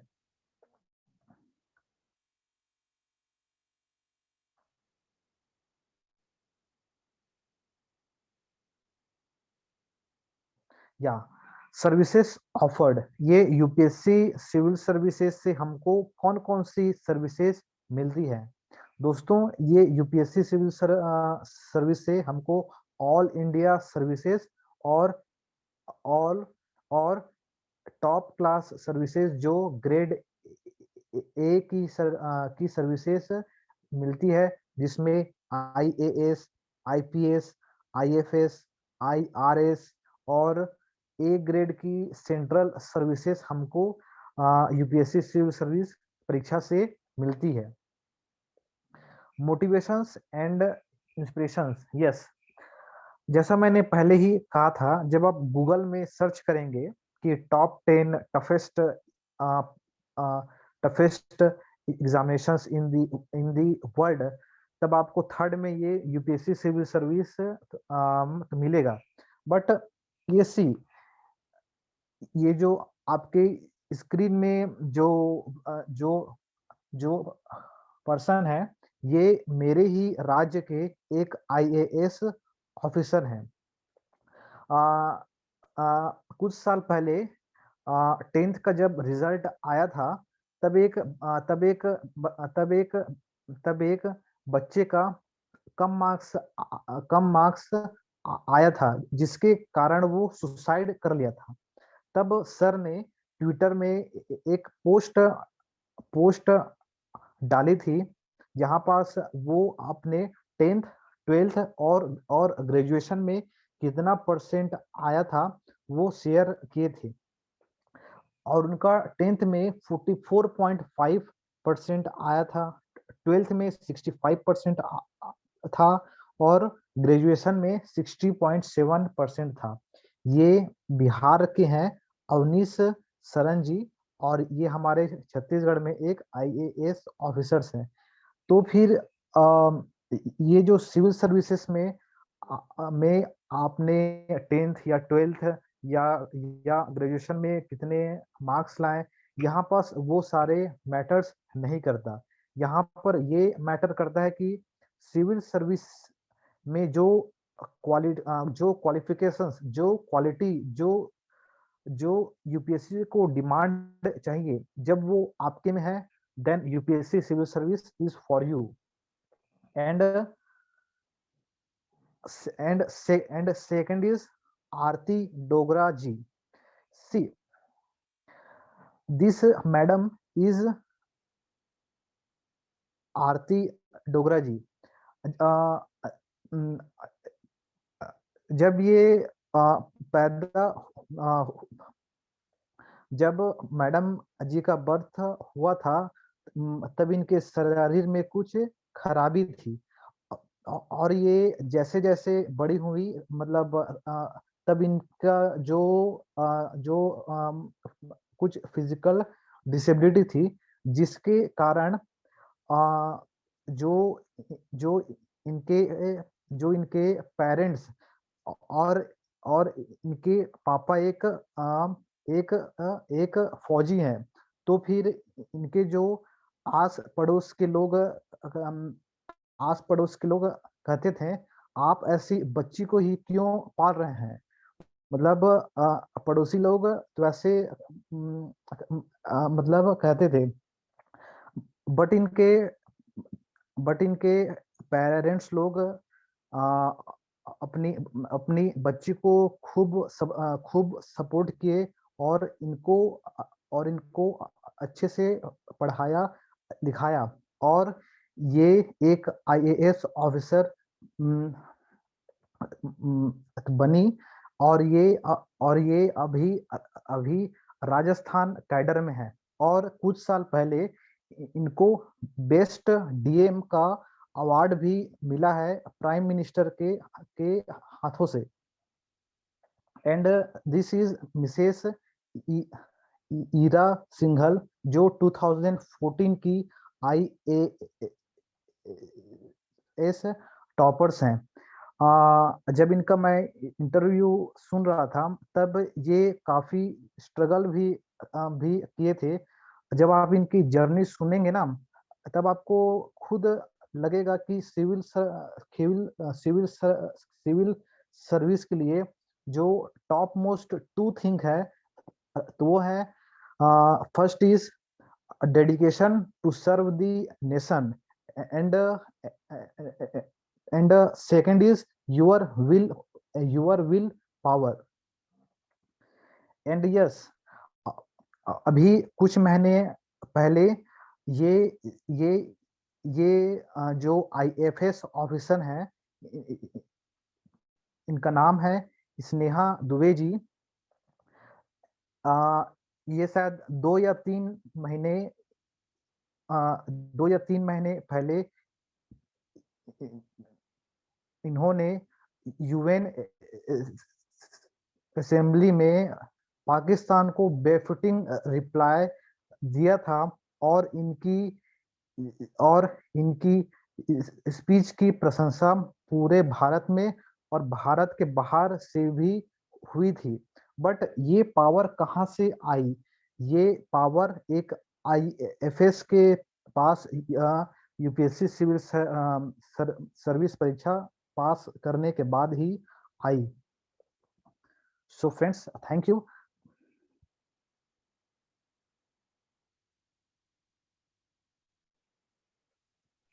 सर हो गया। वंडरफुल। Yes, very nice.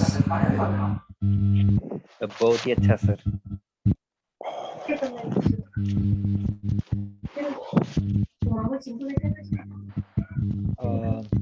अच्छा बोलो।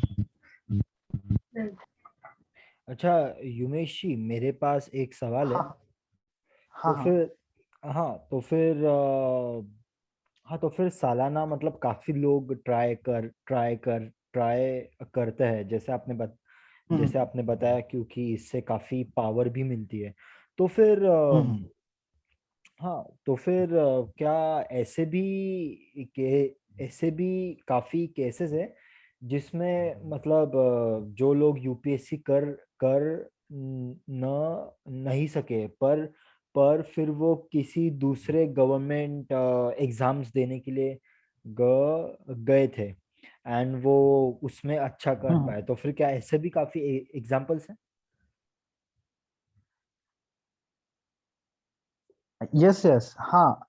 तो ये जो UPSC सिविल सर्विस देश के लिए करने का सिर्फ एक जरिया है। सिर्फ यही ही एक जरिया नहीं है। देश के लिए कुछ करने के लिए कई सारे तरीके हैं, जिसमें सिविल सर्विस परीक्षा एक तरीका है।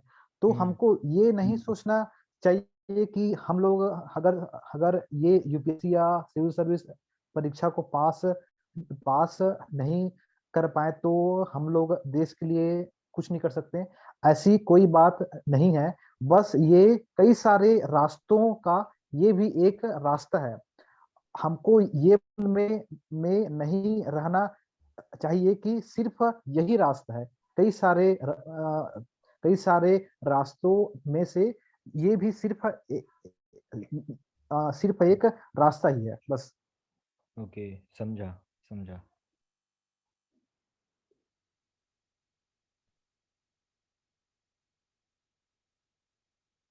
If we have any more question, yeah, we have a question from Krishna ji Krishna ji. From Bihar. हाँ भाई, कृष्णा भाई बताइए। हाँ, नमस्कार युमेश नमस्कार भाई। सर। नमस्कार हाँ भाई। सर, जी जी हमें दोस्त है यार, दोस्त। जी जी सर, मैं आपसे एक सवाल पूछना चाहता हूँ। भाई भाई नहीं भाई यार, सबसे पहले कि आप ये सर कहना बंद करो भाई यार। अरे यार, ठीक है, ठीक दोस्त है, है यार हम लोग, है ना यार। तो युमेश का हो। ठीक है। मैं आपसे एक सवाल पूछना चाहता हूँ कि UPSC की हाँ। तैयारी में खर्च कितना पड़ जाता है? जब हम वहाँ पे कोचिंग वगैरह करते हैं तो वहाँ का ट्यूशन फी वगैरह, उसके बाद बुक होता है और भी चीज होते होंगे, तो कुल मिला के कितना खर्च पड़ जाता है? देखो भाई, कई सारे कैंडिडेट्स हैं।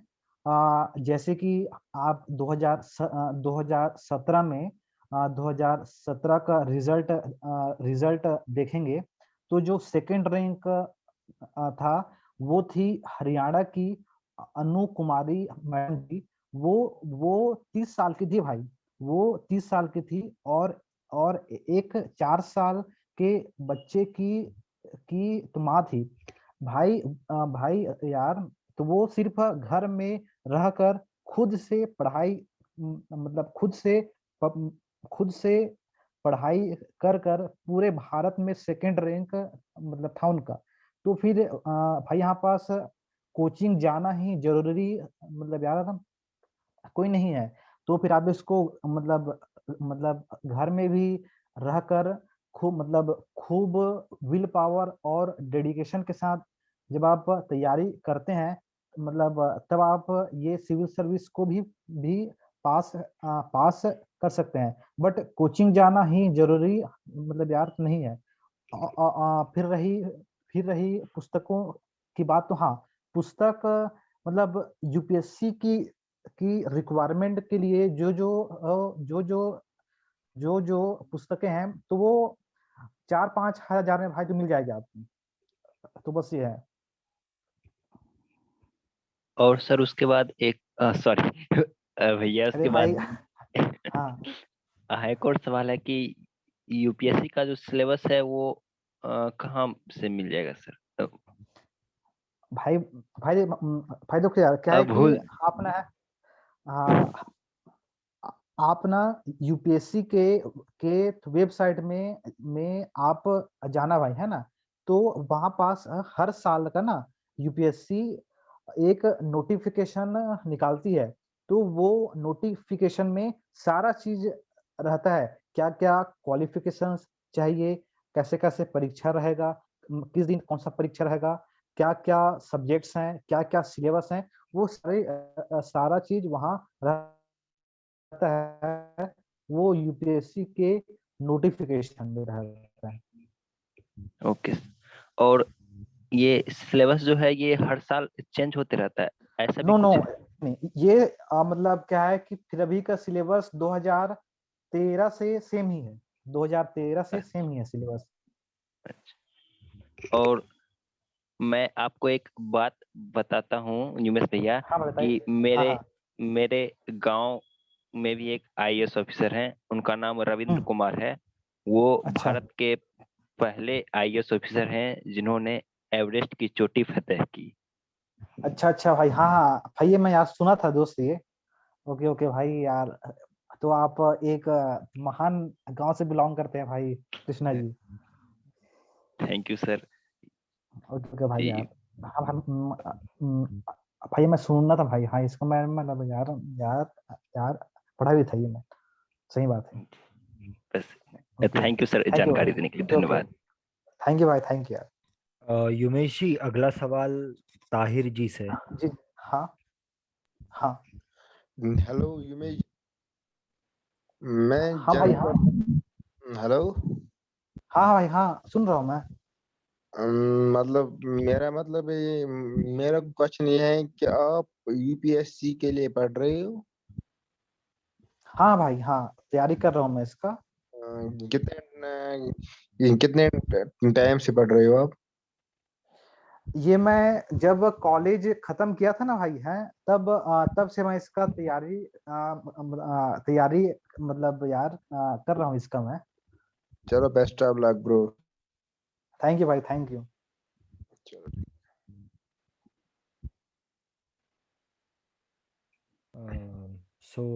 सो थैंक यू युमेश जी, आपका प्रेजेंटेशन काफी थैंक यू भाई। नॉलेजेबल था। एंड मुझे अगर टीसा में कोई यूपीएससी एस्पिरेंट मिलता है तो फिर मैं डेफिनेटली उनको आपका नंबर फॉरवर्ड कर दूंगा मैं। सो आप उन्हें भी ऐसे ही गाइड कर देना। जी जी हाँ। ता श्योर आ, श्योर। हाँ या ता या so now I will like Tahir ji, आपको और कोई सवाल पूछना है? No sir, no sir. Okay okay okay. तो so now our next presenter is Tahir ji. Tahir ji, हाँ you can share your अभी screen. अभी हाँ मैं कर रहा हूँ, 1 मिनट। हाँ,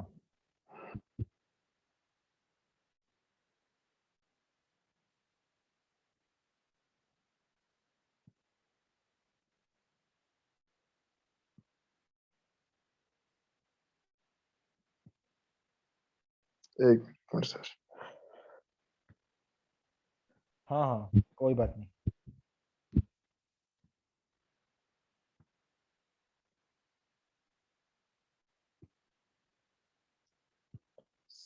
सर नहीं, 1 मिनट, ईमेल में हेलो, हाँ इको। Sir 1 minute.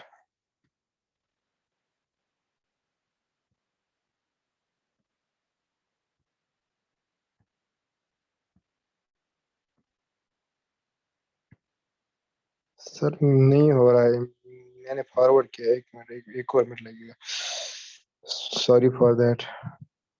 नहीं नहीं ठीक, नहीं नहीं नहीं, ठीक है, कोई बात नहीं।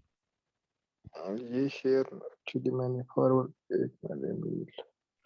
अच्छा ठीक है, अगर वो हो नहीं रहा है तो फिर आप मुझे फॉरवर्ड, मतलब मेरे ईमेल पे भेज सकते हैं, मैं फिर इधर से शेयर करता हूँ।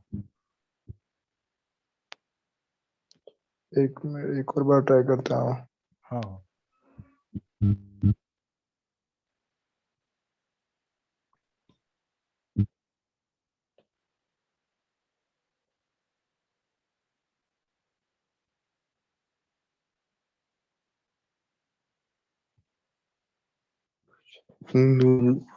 सॉरी सर, सॉरी सर, वो नहीं हो रहा है।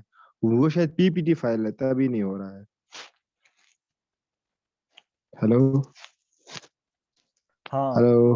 हाँ हाँ हाँ हाँ सर, अगर आप चाहो तो फिर आप मुझे मेरे ईमेल पे भेज सकते हो, एंड फिर मैं इधर से शेयर करता हूँ, मैं चलेगा। क्या मेल है आपकी? हाँ हाँ ठीक है, बोलो मेल। हाँ हाँ हाँ, मैं आपको मेरा ईमेल मेरे पर्सनल चैट पे भेजता हूँ, मैं ये आपके पर्सनल चैट पे भेज रहा हूँ। चलो ठीक है, बोलो। हाँ, ये जूम के ही पर्सनल चैट पे भेजा है, एक बार देख लीजिए, उधर से ईमेल कॉपी कर लीजिए आप।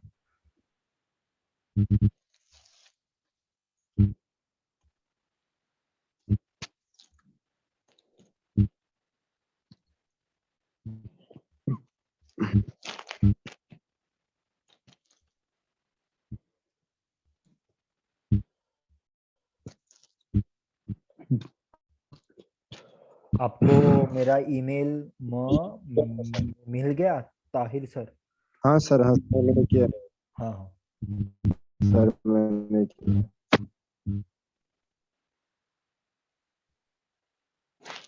हाँ हाँ हाँ सर, आपका आपका प्रेजेंटेशन मिल गया मुझे।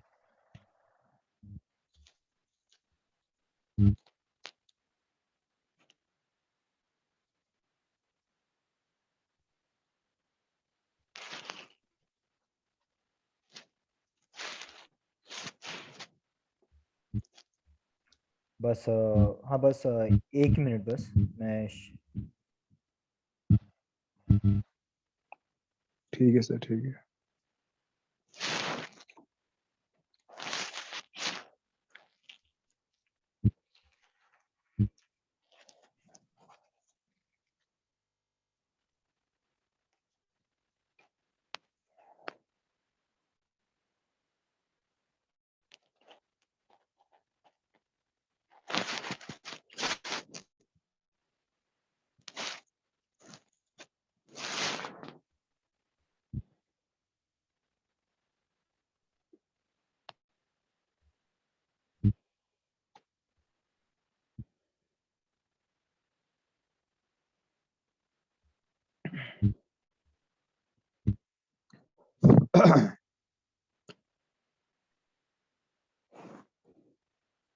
हम्म, ओके, किधर गया?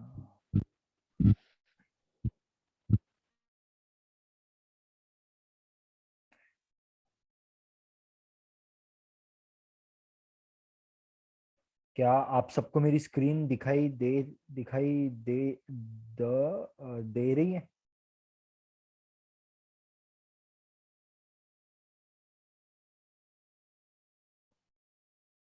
हेलो?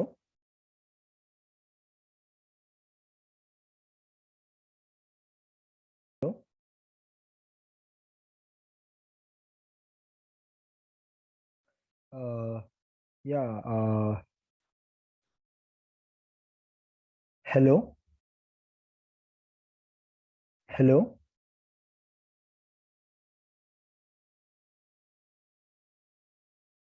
हेलो?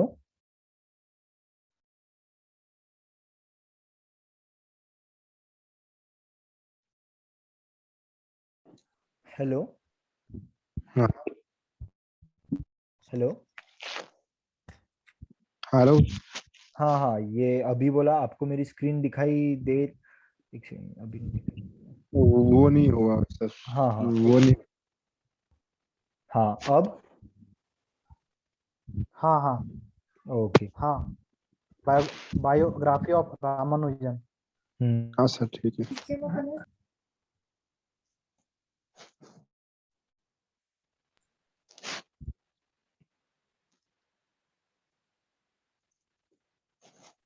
हाँ, Tahir sir, you can begin your presentation. There is no screen. हाँ ठीक है ठीक है। My name is Tahir Fayaz. I am from Jammu and Kashmir and I'm a PhD scholar. And my today's topic is the biography of Ramanujan.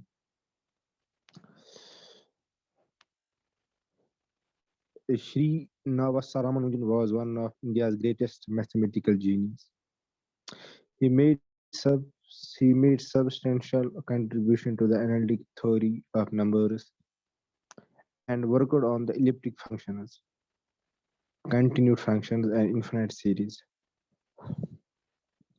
Ramanujan was born in his grandmother's house in Erode, a small village about 400 kilometers southwest of Madras, now Chennai. While Ramanujan was a year old, his mother took him to the town of Kumbakonam,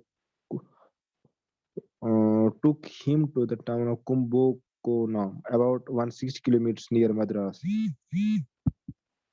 His father worked in Kumbakonam as a clerk in a college merchant shop.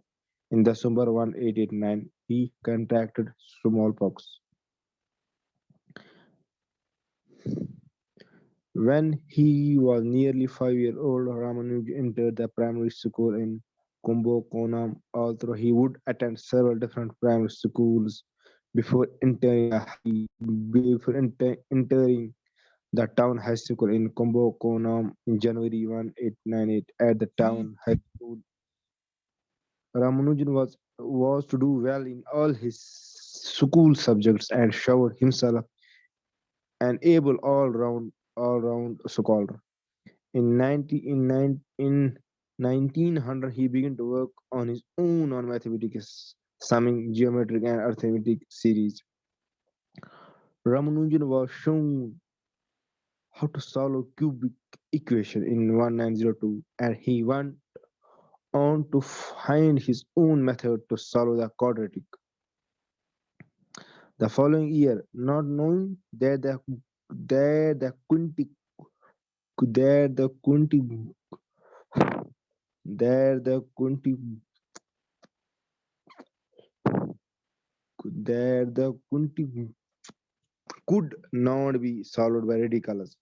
He tried and of course failed to solve the quintic. Ramanujan was shown how to solve.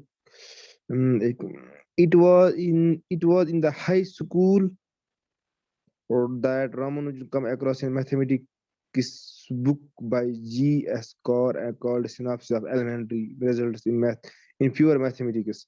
This book, with its very concise style, allowed Ramanujan to teach himself mathematics, but but the Stella book was not have a rather unfortunate effect on the way Ramanujan was later to write down mathematics since it provided the only model that he had of written mathematical arguments. The book contained theorems, formulas, and short proofs. It also contained an index to papers to pure mathematics, which had been published in the European journals of learned societies during the first half of 19th century. The book, published in 1886, was of course well out of date by the time Ramanujan used it. By 1904, Ramanujan had begun to undertake deep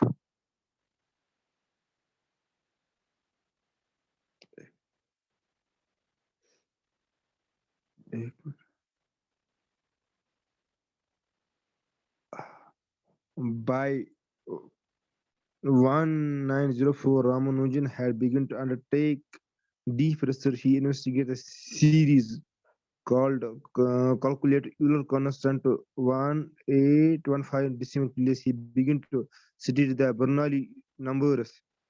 All through this was entirely his own independent discovery. Ramanujan, one of the yeah, we miss one on the strength of good school work, was given a scholarship to the government college in Kokobo in Kumbakonam. He entered in 1904. However, the following year his scholarship was not renewed because Ramanujan devoted more and more of his time to mathematics and neglected his other. And without money, he was soon in difficulties, and without telling his parent, he ran away from town of Visakhapatnam, about 650 kilometers north of Madras. He continued his mathematical journey, however, at the time he worked on hypergeometry series and investigated relations between integrals and series. He was to discover later that he had certain elliptic functions. Next. Four interesting facts about Ramanujan. Number one, the book that started it all. Srinivasa Ramanujan had his interest in mathematics unlocked by a book. It was not by a famous mathematician. It was not full of most up-to-date work. Either the book was synopsis of elementary results in pure and applied mathematics by George Shoebridge Core. The book consists solely of thousands of theorems, many presented without proofs, and those with proofs only have the brief history. Ramanujan encountered the book in 1903 when he was 15 years old. There, the book was not an orderly procession of theorems, all tied up with tidy proof encouraged Ramanujan to jump in and make connections on his own. However, since the proofs included were often just one-liners, Ramanujan had a false impression of rigor required in mathematics. Next. Early failures. Despite being a prodigy in mathematics, Ramanujan did not have auspicious short of auspicious short to his career. He obtained scholarship to college in 1904, but he quickly lost it by failing in non-mathematical subjects. Another try at college in Madras. Now, Chennai also ended poorly when he failed his first arts exam. It was around this time that he began his famous notebook. He drifted through poverty until in 1910 when he got an interview with Ramachandra Roy, the security of Indian Mathematical Society. Roy was at first doubtful about Ramanujan, but eventually recognized his ability and support him financially. Number third is get pi first. Pi is a number. In his notebooks, Ramanujan wrote down 17 ways to represent 1 by pi. Pi is an irrational number. The value of pi is 3.14 up to the iteration.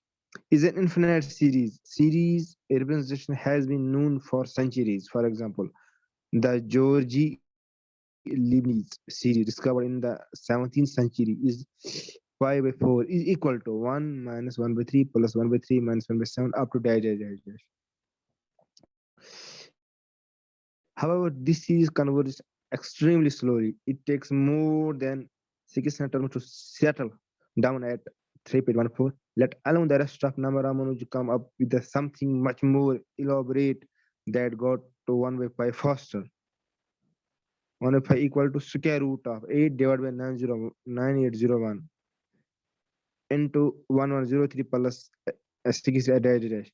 This series gets you to 3.141592 after the first term and adds the 8 correct digits per term thereafter. This series was used in 1985 to calculate pi to more than 1 million digits, even though it has not yet been proved.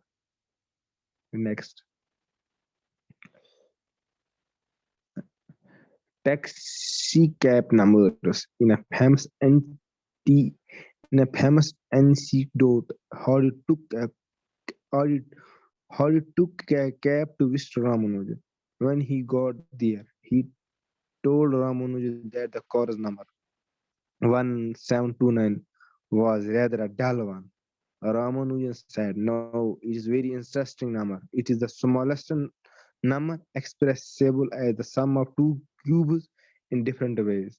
That is 1729 is equal to 1 power 3 plus 12 power 3 and 9 power 3 plus 10 power 3.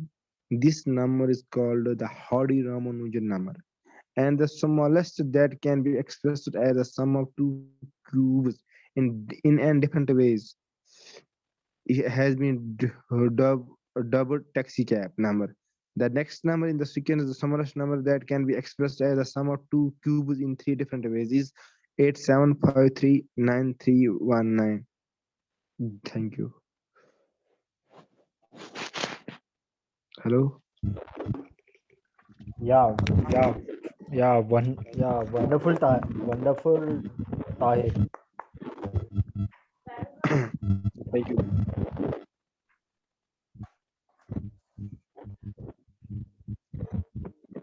Yeah, so then if we have any questions for Tahir, we can ask him.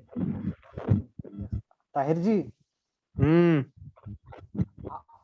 आप कश्मीर से हैं? हाँ sir. कहाँ से हैं? मैं जम्मू कश्मीर से। मतलब तो नहीं, मतलब वो कौन सी जगह से? कुपवारा? मैं डिस्ट्रिक्ट बारामूला से। हाँ, मैं डिस्ट्रिक्ट बारामूला। अच्छा, डिस्ट्रिक्ट बारामूला। क्योंकि कश्मीर से तो मेरा भी एक फ्रेंड है, फैजल हुसैन साहब, है ना, मतलब तो वो ना है कुपवारा से है।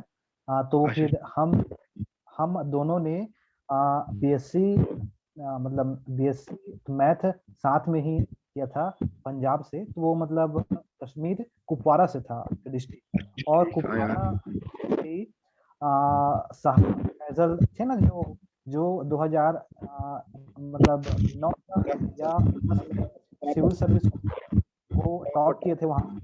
हाँ, पता है ना। हाँ। तो आप पीएचडी कहाँ से कर रहे हैं? मैं कर रहा हूँ यहीं पे कश्मीर यूनिवर्सिटी।